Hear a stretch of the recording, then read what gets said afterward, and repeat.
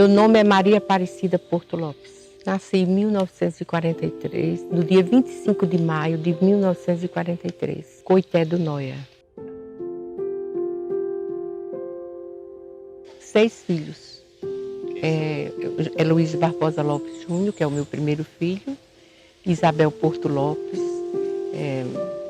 Carlos Antônio Porto Lopes, Esmeralda Aparecida Porto Lopes, Maria Magdala Porto Lopes e Magda Maria.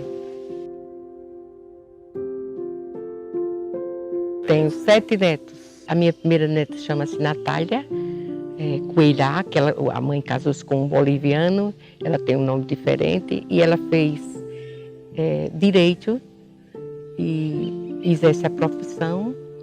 E o meu segundo neto, que é filho do meu primeiro filho, essa menina é filha da minha filha Isabel. E o meu primeiro filho tem 2 filhos. Um está concluindo em São Paulo a residência, que já concluiu a medicina, mas está fazendo uma especialização. Chama-se Heloísio Barbosa Neto, meu primeiro neto.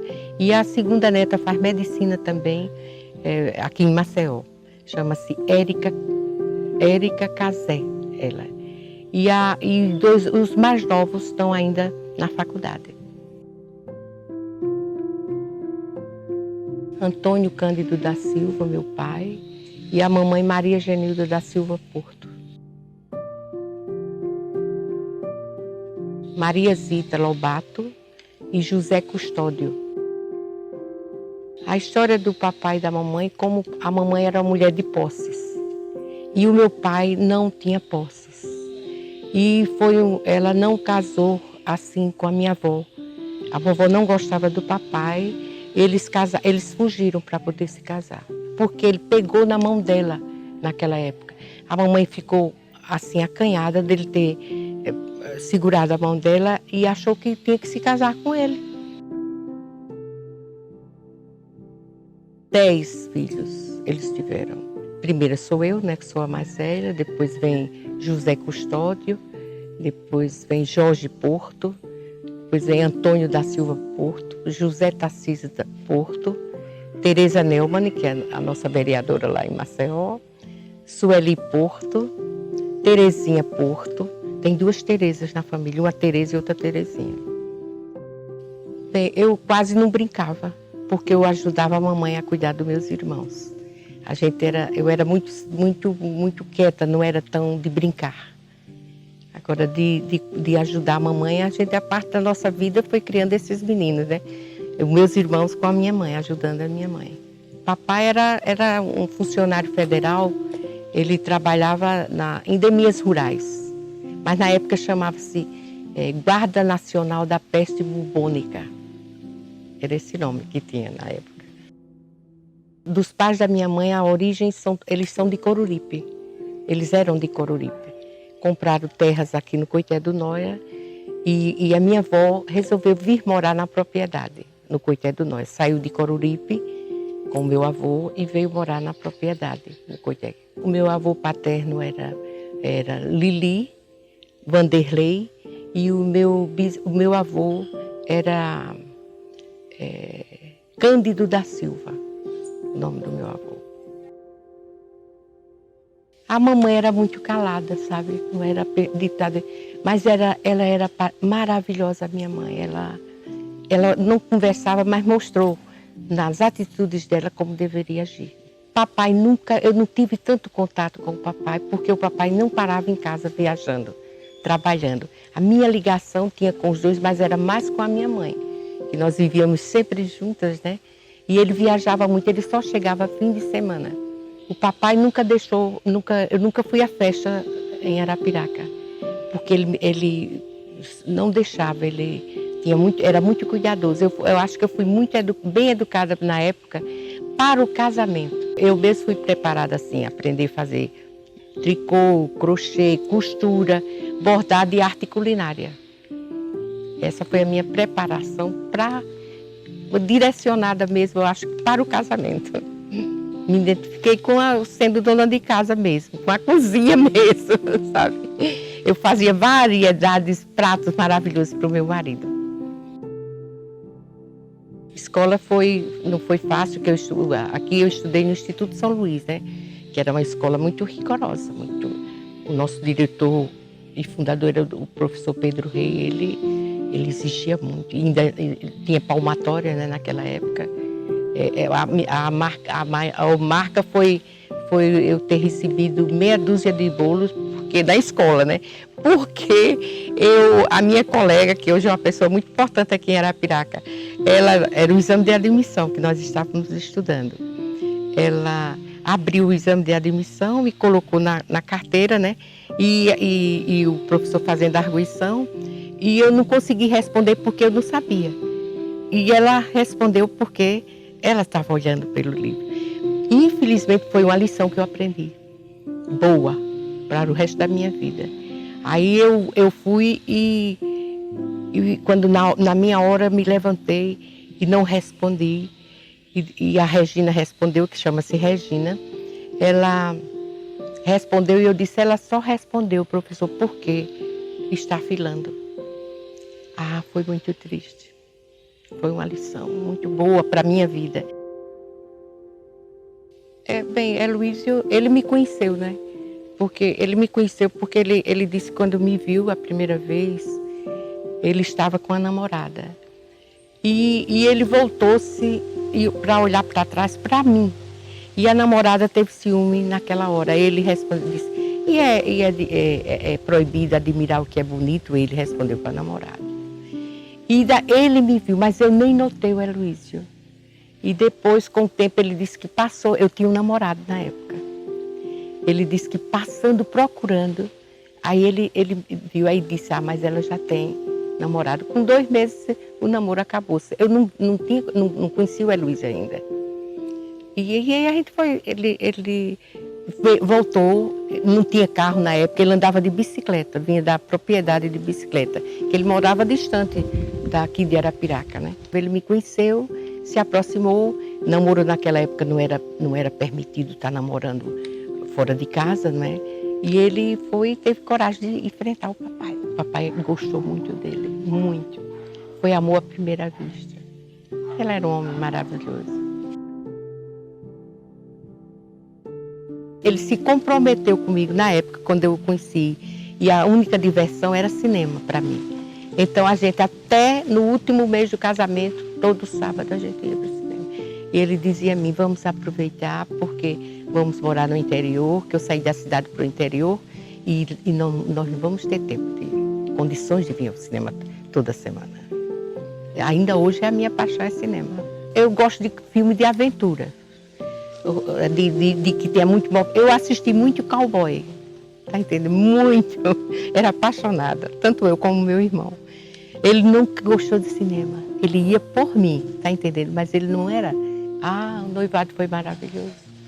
Eu acho que foi o melhor tempo da minha vida, foi depois que eu conheci o Heloísio. Porque ele proporcionou assim muita coisa boa de espírito, tá entendendo? A gente conseguia dançar. Agora o papai nunca saiu de perto de mim. Nunca fui ao cinema sozinha. Papai vinha. E quando ele dizia, eu não vou, a gente até comentava sentados no cinema. Eita, foi um milagre hoje, eu dizia, o papai não ter vindo. Quando a gente olhava, o papai estava atrás, 2, 3 cadeiras. Aí o Heloísio se levantava, chamava ele e trazia ele para junto da gente. A gente não tinha conhecimento de outras coisas, né? Eu acho que não tinha, não, naquela. Gostava muito de ler, sempre li muito, escondido do papai. Ele não permitia nem ler. Ele achava que aprendia alguma coisa que não devia na cabeça dele, né? Eu lia com candeeiro à noite, que a luz em Arapiraca apagava-se muito cedo, que era na época do seu Valdomiro Barbosa. E eu acendia o candeeiro e lia à noite. Ou ia ao banheiro e colocava aqui dentro da roupa. A mamãe sabia que mãe é uma coisa santa, né? Mamãe, ele começava a me chamar na hora do almoço, era a minha saída. E aí ele dizia, vem a minha filha.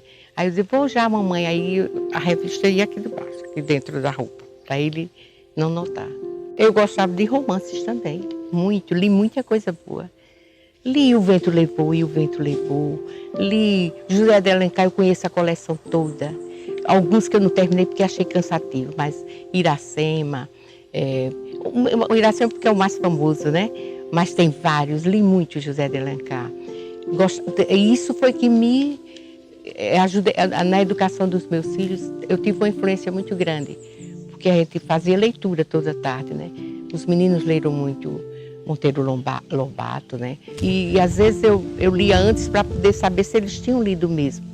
E peguei muito deles sem ter lido, porque eu fazia ele repetir, né, o que eu estava lendo. Aí, como eu gostava de ler, o Heloísio comprava os livros. Era assim que a gente conseguia os livros. Aí levava os volumes para casa. E li muito a Bíblia também com meus filhos. Olha, na época, ele era tão apaixonado por educação, o Heloísio. Lá ele construiu uma escola maravilhosa na nossa propriedade. O governador foi quem foi inaugurar essa escola. A professora era do estado. Era 2 professoras. Os meus filhos estudaram lá. As primeiras letras. E toda a região ali estudou. Quem morava ali, os proprietários, os filhos estudavam nessa escola. As pessoas que queriam, assim, que tinham esse desejo, essa ânsia de aprender. E ele foi um professor, tudo pago por ele. Quando ele começou a exportar fumo, se preocupou com o inglês. Nós 2 fomos estudar inglês em Arapiraca. Ele fundou uma escola, onde é hoje o sindicato patronal. Que ali foi ele que fundou o sindicato patronal. Ele dizia sempre que onde os meninos quisessem estudar, pudessem escolher o lugar, eles escolheram São Paulo. Aí eu fiquei sem os filhos, né? Aí voltei para a fazenda. Ficou só nós 2, na antiga fazenda. A nossa fazenda chamava-se Santa Isabel, o nome da fazenda. Nós trabalhamos muito, nós começamos juntos a nossa vida. Nós casamos, eu morava na cidade e fomos para a propriedade, né? Que ele tinha comprado até sem recursos, comprou para pagar com 2 anos. E era difícil ele sair da casa do pai dele, que era distante da nossa propriedade, e ele ia de bicicleta. E nós compramos essa propriedade ao Major Vicente Ramos, que era do Giraldo Ponciano, 60 tarefas. E daí começamos a nossa vida, trabalhando muito, plantando fumo, que ele amava, né, ser fumicultor e gostava da lavoura. E saía, ele mesmo era o vendedor do produto.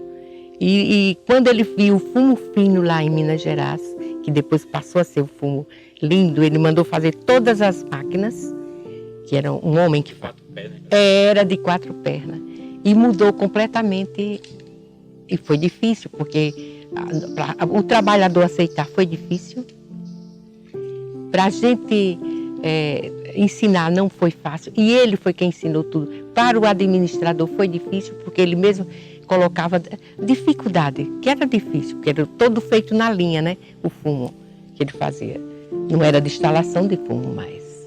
Principalmente a folha que era exportada, né? Essa era feita tudo, as tábuas todas lisinhas, sem arranhão para não furar a folha. Ele era caprichosíssimo nas coisas que fazia. Depois ele viajou também para a Europa, sem saber nada, né, de inglês, que foi isso que eu ficava encantada. Ele não gostava de intermediário, de fazer negócios com intermediário. Ele gostava de fazer diretamente com a pessoa que ia comprar produto. Foi um homem que, na época, ele foi um dos primeiras pessoas que dava lanche aos funcionários. Como o fumo era uma coisa tóxica, né, ele dava o leite todas 10 horas da manhã para todo funcionário. Muita gente. Ele trabalhava na agricultura, né, na época. Sempre um homem muito trabalhador. E viajou muito também, né? Desde que eu conheci que ele já viajava, né? Para fazer negócios, que a época era fumo em corda, não é? São Paulo, tudo, ele viajava muito. Eu conheci Portugal, né, que é onde a minha filha mora, as capitais, eu fui mais para as capitais. Conheci Paris, conheci Madrid, conheci Roma e também a última viagem, completou 1 ano agora, eu fui à Grécia, que o meu sonho era ir a Atenas por causa da história da democracia, né? A nossa propriedade lá, a gente tinha casinhas feitas por ele. Era uma festa, parecia uma vila. Não era uma coisa pequena, era uma coisa grande. E sempre tive contato com gente simples na minha vida, porque eu era a pessoa que cuidava do escritório. Fazia a folha do pagamento, fazia os lançamentos, fazia os pagamentos. A gente tinha médico uma vez por mês, que chama-se Geraldo Silva, que ainda está vivo. Ele é pediatra. Uma vez por mês ele ia dar assistência aos nossos funcionários. O consultório era o nosso grupo, né? Arrumava uma sala, recebia o pessoal e eu era como se fosse assistente. Foi uma época muito boa da nossa vida. Então, ele sempre pensou no outro.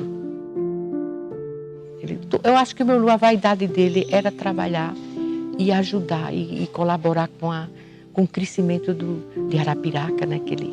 Ele amava Arapiraca. Também é filho, né? Filho de Arapiraca, ele das raízes, nasceu nas cacimbas ele, né? Ele amava Arapiraca. Ele era o maior produtor de Alagoas. Ele foi quando caiu quando o fumo saiu do mercado, praticamente na época. E ele previu antes, ele dizia, isso não vai continuar assim não, Aparecida. Porque todo mundo plantava, né? Todo mundo plantava. Quando começou todo mundo plantar e as despesas eram menores para aqueles pequenos produtores, porque ele fazia com a família, aí foi baixando o preço da mercadoria. E quebramos mesmo. Foi quando nós íamos para essa propriedade, que morávamos em outra. Essa propriedade é da idade dessa minha filha, da Maria Magdala. Quando eu estava grávida, nós compramos essa propriedade. E nós íamos para cá para morar numa casinha pequena, sem conforto nenhum.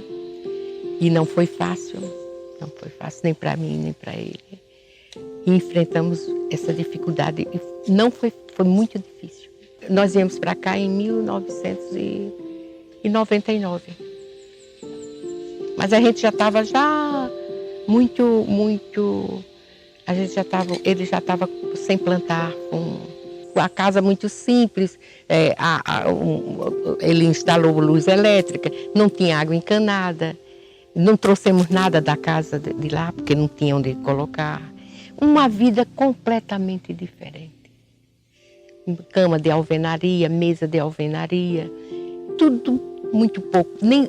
Eu não pude trazer nada da minha antiga casa, porque não tinha onde... E nem combinava com a mudança, nem combinava.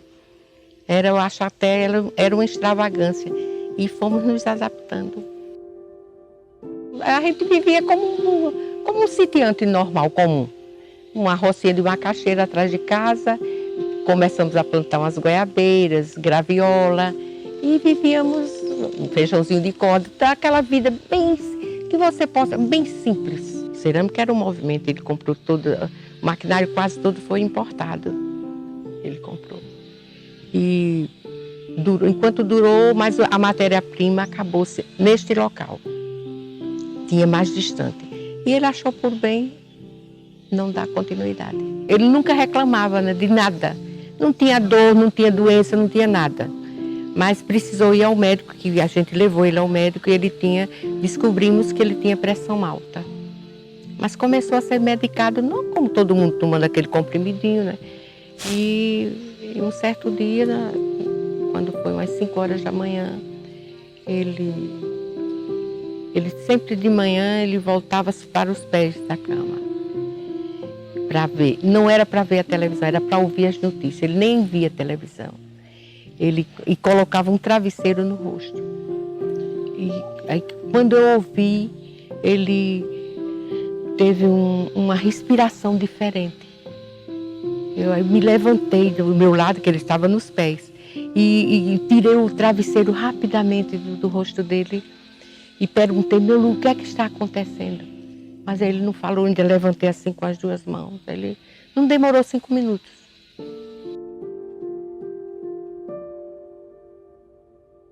Os primeiros anos, eu para mim, flutuava, não andava. Flutuava assim, era uma insegurança muito grande. É ruim ficar viúva, meu filho.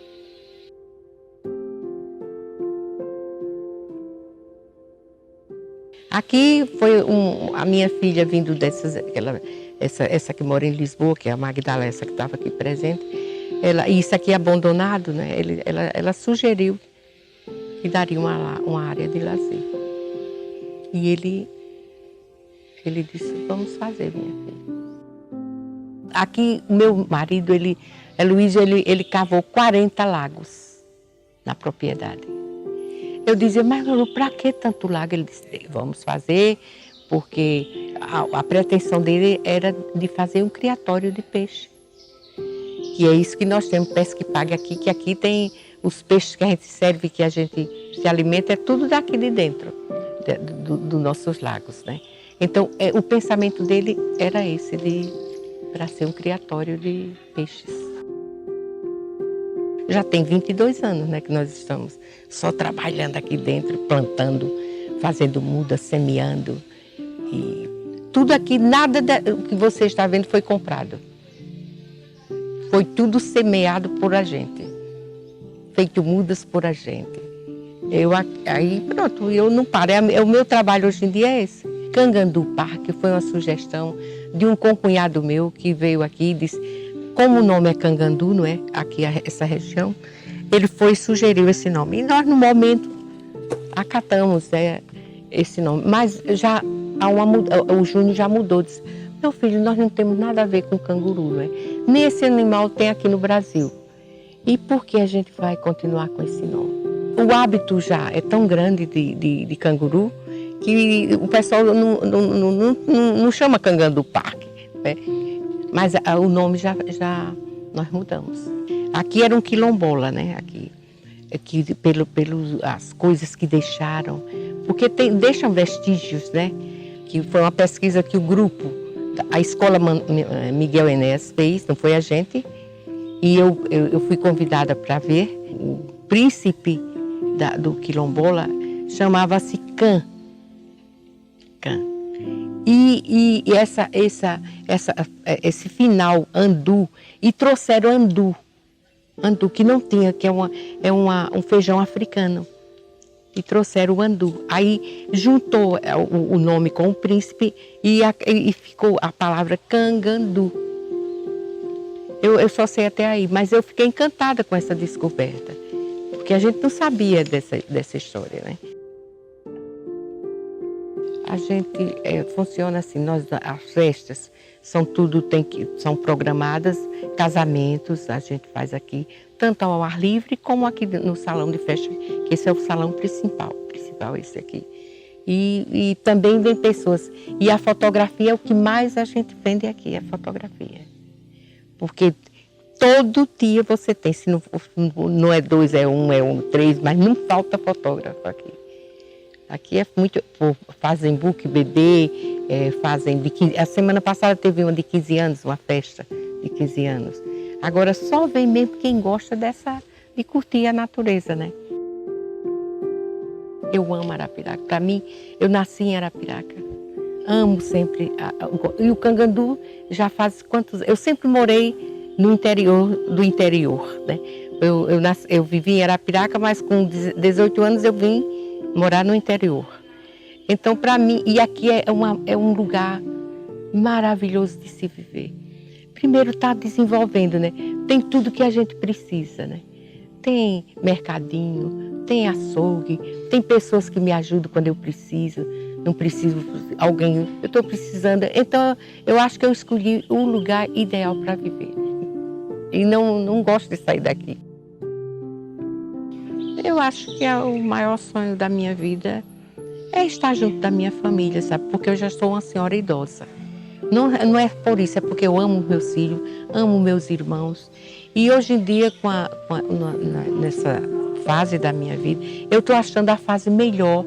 Depois do meu casamento, depois de ficar viúva, de passar aquele período do luto, que não é um mês, nem 2 meses, nem um ano, eu acho que agora estou vivendo uma época boa da minha vida. Participo de academia, frequento academia, faço coisas para idosos como terapia para idosos. Então, isso também ajuda muito a você manter até a cabeça mais, a cognição melhor.